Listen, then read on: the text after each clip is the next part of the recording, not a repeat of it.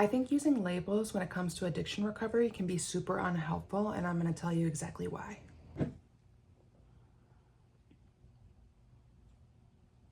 I got sober back in 2013, and I was plagued by one question and one question only. Am I an alcoholic? And I know I'm not the only one who thinks about that or did think about that in the past, because I've been writing about addiction and recovery for over 10 years, and that story is so common. We are often left thinking like, am I an alcoholic? Am I an addict? Is there something wrong with me? Do I have an addiction? These questions can be really alarming. They can make us feel really shameful. They can make us feel like, oh fuck, like something's really wrong. I know back when I was still drinking, at the end of my drinking, right before I got sober, I would Google stuff and try to make myself believe that I didn't have a problem.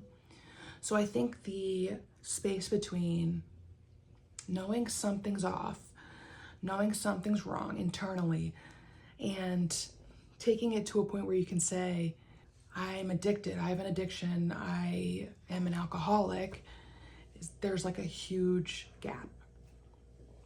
And that's not for everybody. Some people are fine with saying, yeah, I have an addiction, I'm addicted to alcohol, I'm addicted to drugs, I need it to function, whatever. But for those of us who you might have heard referred to as gray area drinking, or we're not sure that it's really bad enough, I keep using air quotes because literally I feel like these are tropes that are just untrue and been proven wrong and stereotypes nowadays. But this was something I really battled with back when I was just at the end of my drinking, thinking about my drinking. And I had been thinking about my drinking for a long time. I was thinking, well, I don't drink when I wake up in the morning, which is what I heard means you're an alcoholic and you have a problem. I didn't need to drink every day. And so that kind of saved me from feeling like I was an alcoholic and I had a problem and needed to stop. I was able to pay my rent. I was not sitting in jail, although I did have some run-ins with the law. I was not homeless on the street, which is another stereotype that I had in my brain about being an alcoholic or someone that had an addiction. So all of these things, all these factors I was using as reasons to prove to myself that I was not an alcoholic, I didn't have an addiction, and I didn't need to stop drinking. Because of that, it kept me drinking for a really long time. I constantly had this internal battle. Well, I'm not that bad. Well, I can still go to class when I was in college. I can still make it to work. I'm still paying my bills and paying my rent. I'm not homeless. I don't wake up every morning and drink. All these things, using it as proof that nothing was wrong with me. When in reality, the truth was alcohol was really affecting my life in a lot of negative ways. And it got to a point where it was affecting my life a lot more negatively than positively. I didn't want to see it because to me, calling myself an alcoholic or an addict or admitting that I had an addiction was like the worst thing you could do, because to me, growing up and how culture perceived people that used drugs or alcohol back then, it meant that they had a moral failing. It meant that you're a bad person, or you're out of control, or you're just irresponsible with your life. And I did not want to admit that part. It was kind of like cognitive dissonance, because I was a good student, I graduated from college, I had a job, I traveled, I did all these things. Yet on the flip side, alcohol was making me feel like shit. It was ruining my relationships. It was ruining friendships. It was giving me horrible hangovers. It was causing me to black out and not remember things, and that gave me a lot of anxiety. I put myself in dangerous situations. I would wake up places and not remember what the hell happened, and that filled me with shame. I was caught in this cycle of thinking, well, it's not that bad, because of all the other reasons, the factors that we think about as someone who's an alcoholic or an addict.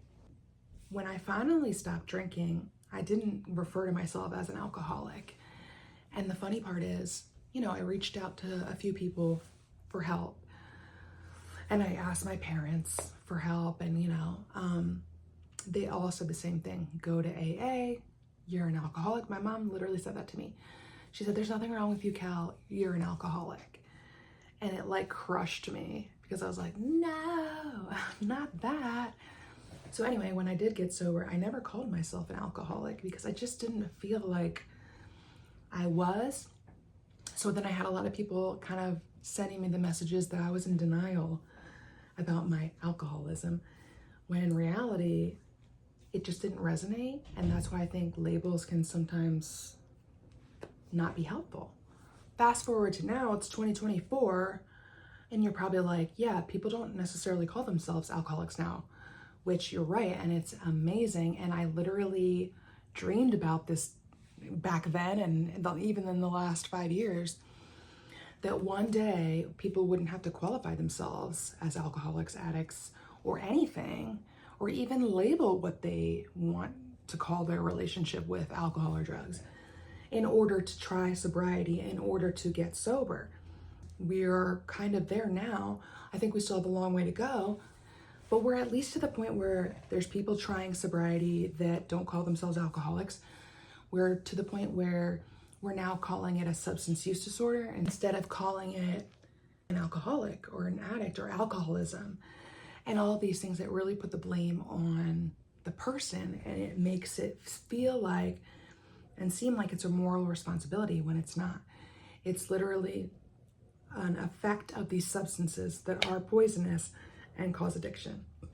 So I think about, like, I probably would have tried sobriety way earlier if I didn't have the idea that I had to call myself an alcoholic or an addict in order to try sobriety, or even take a break from drinking, or try the sober life. So that to me was really limiting, and I've seen it, so many people go through the same thing. And I think we're finally changing. That's why I think that labels can be really unhelpful sometimes, because we're wasting time trying to decide if we are something or we aren't something, where if our addiction is bad enough or not, if we need help or not, should we go to AA or not, but I'm not an alcoholic, and around we go, and it's like mental gymnastics.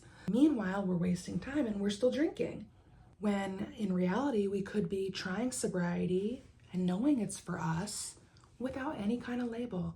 And that's why I like the DSM-5 now shows that substance use disorder is on a spectrum.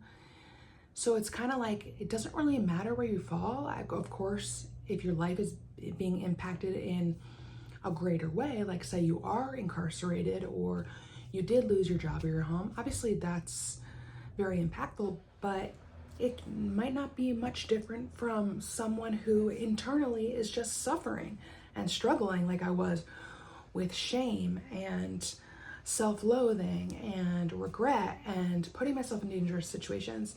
I mean, I needed to stop drinking, and I should have stopped drinking a long time before I did, but I felt like that barrier prevented me from doing that. In addition to that, a lot of people who go to 12-step meetings, AA, NA, they continue to call themselves an addict or an alcoholic. And I think it's everyone's choice, whatever resonates with you, that feels empowering, that feels good. If you want to identify like that and it's helpful to you in your journey, great. I personally don't call myself an addict or an alcoholic. I don't feel like that. I've never felt like that. I definitely don't feel like that now after not drinking or using for 11 years. There's a lot of rhetoric in 12-step rooms that if you're willing to call yourself the label, then you're not doing the work, or you're in denial, or maybe your addiction isn't bad enough and you're not a true alcoholic, which is just so othering. And unfortunately, because 12-step is the dominant recovery meeting and tool, that rhetoric is heard a lot and perpetuated a lot. I can always tell when someone doesn't know much outside of like 12-step and the old school stereotypes for addicts and alcoholics when they talk. I can like literally just tell, because it's so old school to say that sobriety is only for those people, or to say, oh, well, you're not an alcoholic, so blacking out 7 times a month is totally fine. Like, no, it's not. I'm really glad that in this day and age, there's more emphasis put on, like, how does alcohol make you feel? Why are you drinking? Let's talk about what the motivation is behind your drinking. Let's talk about how it makes you feel internally. Let's talk about your inner monologue. Do you need alcohol? Or do you need drugs? Should we cut back? Like, there isn't such a binary of alcoholic, not alcoholic, addiction, not an addiction. Instead, it's like, is this making your life better or not? Most of the time it's not. So let's try and take a break, or let's try sobriety on for size. And I love that, and I think it's way more inclusive. Without labels, sobriety is able to include more people, open the circle of love, and invite more people in. More people can understand and see themselves in sobriety and know that they don't need alcohol to socialize and to live and to have a happy, spontaneous, wonderful life, like so many of us learned growing up. And that's why I really don't like labels, and I don't use them for myself. And I never assume that someone else uses those labels, so I like to ask that first. Thanks for joining me today to talk about labels and addiction recovery. I'll see you in the next one.